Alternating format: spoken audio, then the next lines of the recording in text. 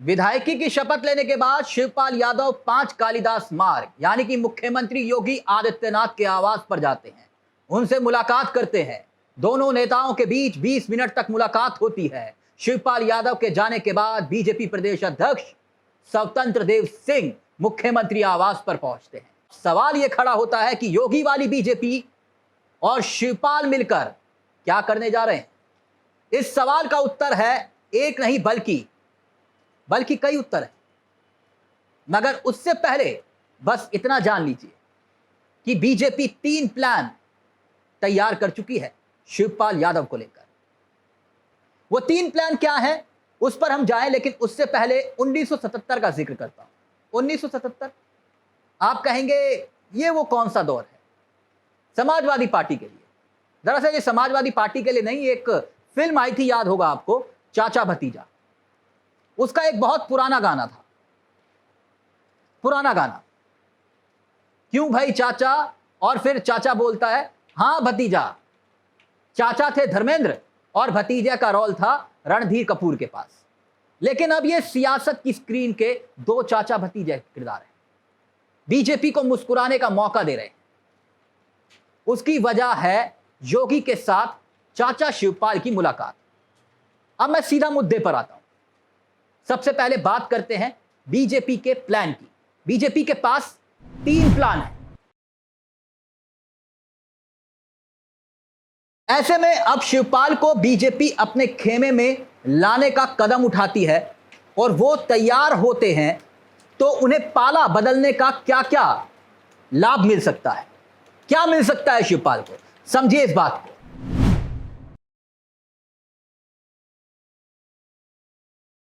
BJP के plan A के मुताबिक सपा अध्यक्ष अखिलेश यादव के आजमगढ़ संसदीय क्षेत्र से इस्तीफा देने के बाद उपचुनाव होगा। ऐसे में बीजेपी शिवपाल को पार्टी में लेती और उन्हें आजमगढ़ सीट से अपना प्रत्याशी बना सकती है।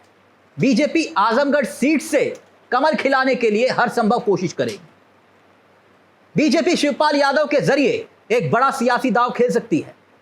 वैसे तो बीएसपी ने आजमगढ़ सीट से जो जमाली साहब है उन्हें प्रत्याशी बनाया, यानी कि मुस्लिम कार्ड खेला। सपा से आजमगढ़ में उम्मीदवार स्थानीय होगा या सफाई परिवार से, यह बात अभी साफ नहीं हुई है। आजमगढ़ सीट का जिक्र इसलिए भी महत्वपूर्ण है, याद होगा आपको 2009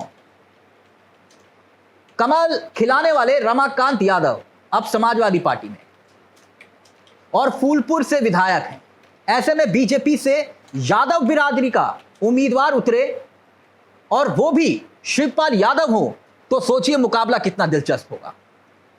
वैसे यह भी याद होगा आपको कि जब 2019 का चुनाव हुआ था तो बीजेपी ने इस सीट पर भोजपुरी एक्टर दिनेश लाल यादव उर्फ निरहुआ को उतारा था, लेकिन अखिलेश यादव को मात नहीं दे पाए थे। ऐसे में बीजेपी के लिए शिवपाल यादव एक ट्रम्प कार्ड साबित हो सकते हैं। वैसे योगी के पास प्लान बी भी तैयार है और वो प्लान अब आपकी स्क्रीन पर, बीजेपी का प्लान बी।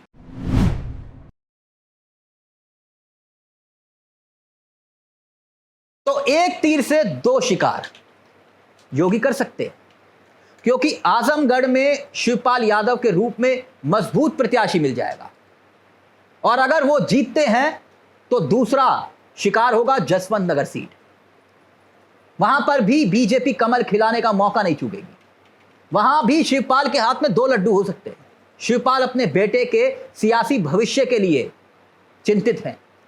सपा ने उनके बेटे को टिकट नहीं दिया। ऐसे में जसवंत नगर सीट जो है खाली हुई तो बीजेपी उनके बेटे के जरिए एक और तीर चला सकती है, यानी कि सियासी दाव। योगी के पास एक दाव अभी और भी बचा है शिवपाल यादव को लेकर, प्लान सी। बीजेपी का प्लान सी, योगी का प्लान सी क्या है अब वो भी देखिए।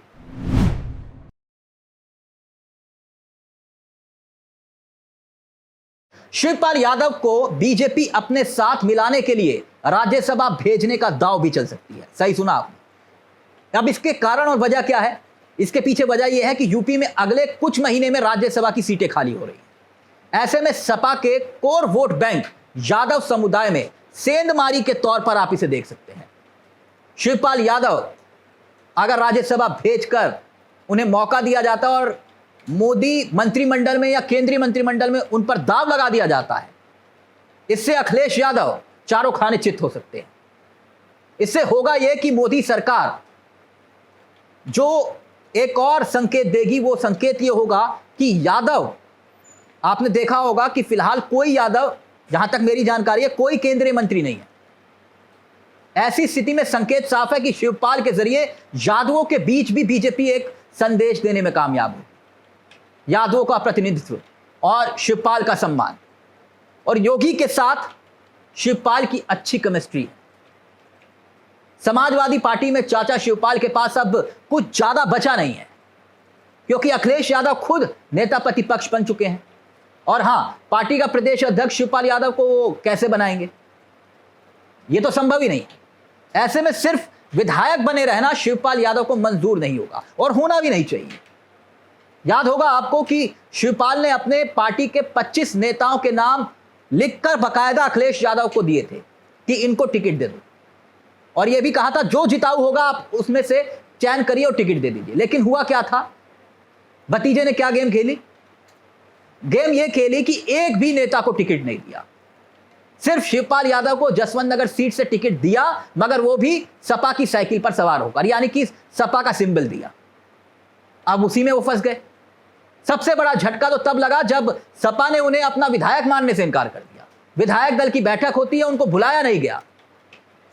खैर, यह सियासत है जहां एक कहावत सटीक बैठती है, कुछ भी स्थायी नहीं होता, ना दोस्त ना दुश्मन, कोई नाती नहीं, कोई रिश्तेदार नहीं। जरूरत के हिसाब से रिश्ते बनते हैं और बिगड़ते हैं।